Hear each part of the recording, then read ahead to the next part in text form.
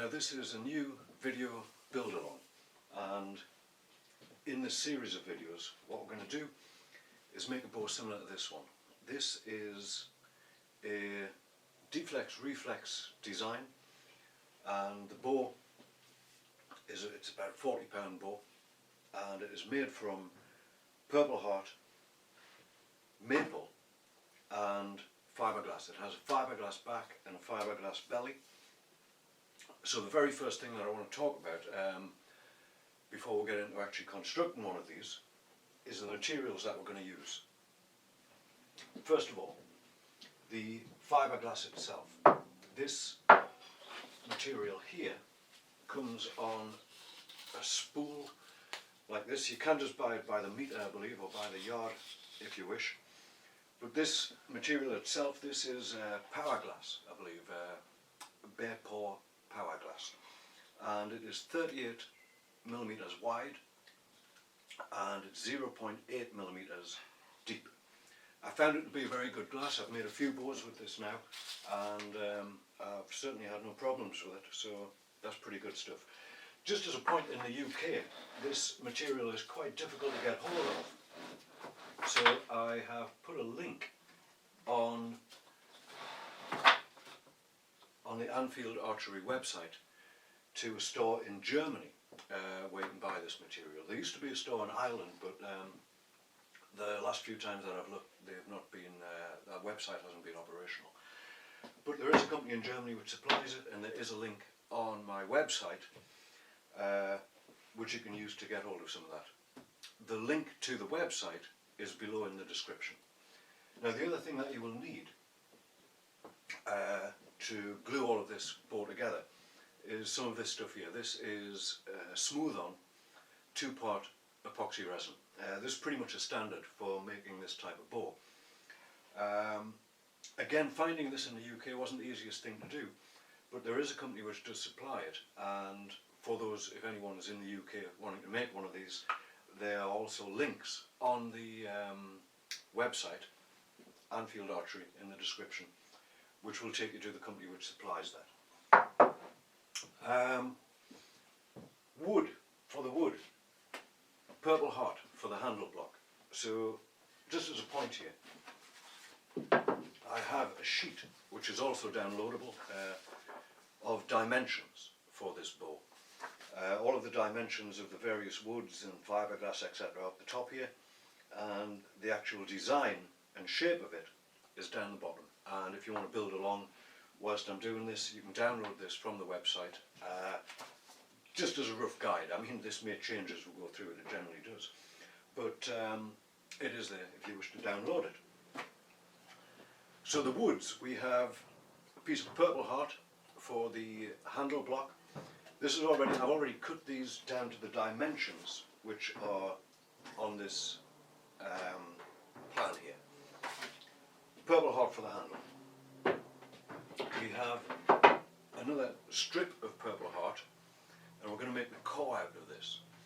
Now this is going to be, as I say, 5mm at one end, and it's going to be 1mm at the other end, and we're going to achieve this with the sander thicknesser.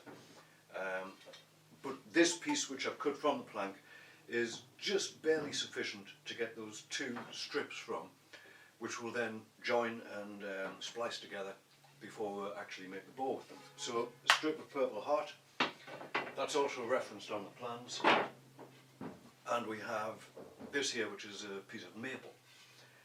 Similar thing, we're going to cut this down and make some 1.5mm laminates for the back and for the belly of this bow. So again, dimensions for that are on these plans.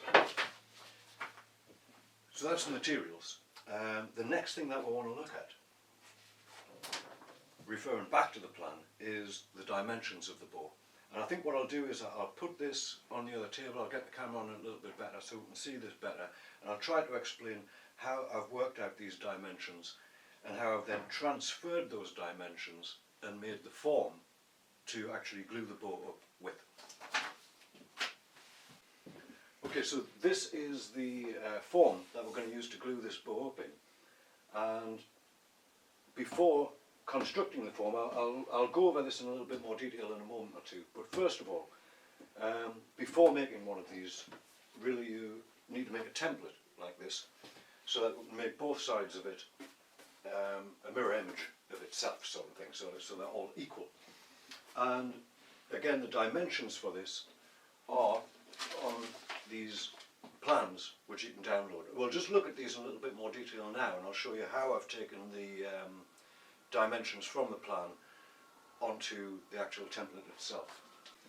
So these plans, what I'll do is I'll just put those up on the screen for a moment so you can see what's actually happening here. But the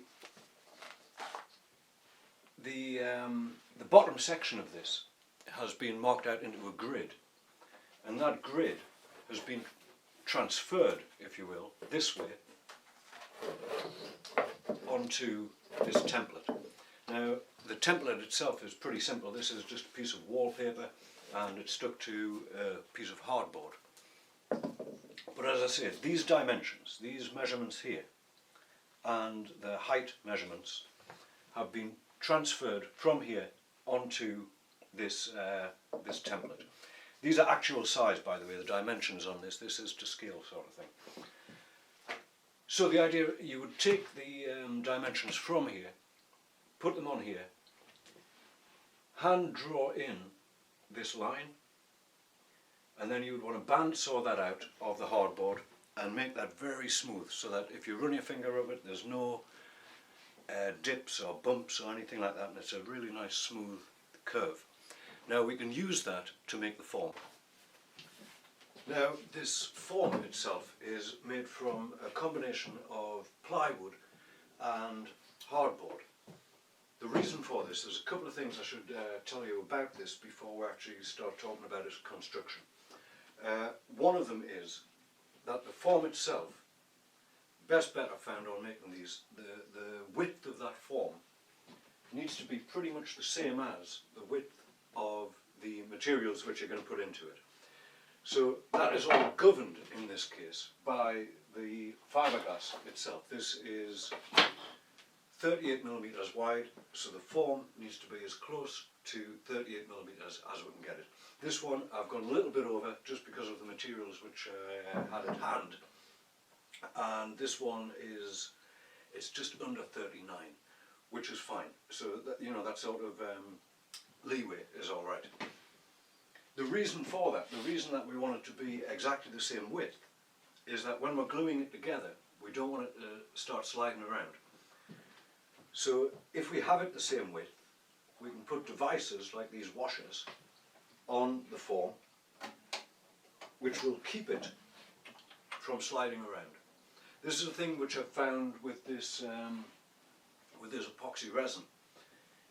It practically has its sort of, it's like a grease when you put it on, and when you're trying to glue the thing together, if you haven't got something to keep all of the various laminates in a line, they start sliding around and it can get quite messy.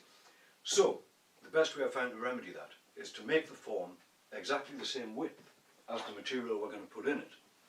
And these washers here, these are just washers which have been screwed onto the side of the form, and when they are lifted up, they will keep the bow sitting on the form without sliding around all over the place. So there it is. Now, as I say, to make this, first of all, you would make a template, and then you would take something like, well, I think what I used here was this router machine. Now the router has a collar on it, so you can use that as a guide on the template. And you would use that on your piece of plywood to cut round the template and thus cut out these shapes from the plywood. For this one I've got, this is 18mm ply I'm using, so I've got 2 on this side and I've got 2 on that side. So I made 4 identical pieces of plywood identical to this shape, and I made another 2 out of the same material as this. Then the sandwich of those 3 things gives me the just under 39mm, which is the correct width for this form. Alright, so a little closer up on the form here.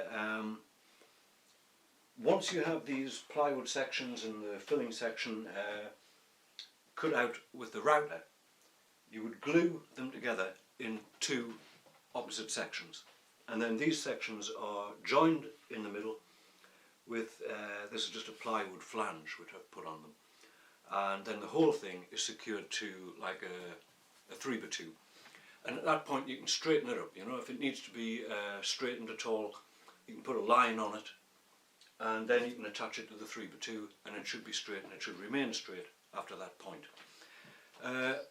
What else can I tell you about the form? The only other thing with it is the method that we're going to use here. We have holes glued in, holes cut into the form, which are going to take clamps, and we have these dowels which I've drilled and knocked through about every 50mm, something like that. And we're going to use that to loop rope round. Then we're going to put wedges under the rope, and with the wedges under there, that's going to give a uniform pressure throughout the entirety of the form. One more thing, just to explain about this, in the very centre of it here, I have drilled a small hole, and the reason for that is if I put a piece of dowel in there, and then similarly when we've made the handle for the bow, same hole there, so that when the handle goes onto it, it's not going to start slipping this way. That's fairly important, I found, because as I say, with this epoxy resin, the material does tend to slide all over the place, so you definitely want something to keep it in place as you're trying to put the rope on and as you're trying to glue it up. So that is the form. As I say, the dimensions you can download from the Anfield Archery website, like this. First thing you want to do, make the template. This took me a few goes, I've got to say. To get this line correct, it's really just a matter of sketching it in between the points of the grid until you get a line that you feel happy with. You know, you can look at it and it looks smooth and it looks uniform and correct. And at that point you would cut it out. So, that's the form. When I get round to making another form, which I will at some point, I'll do a video of making it from start to finish. But since I've already done that one, I hope that I've explained sufficiently so that you'll be able to make one of these yourself. That's the form.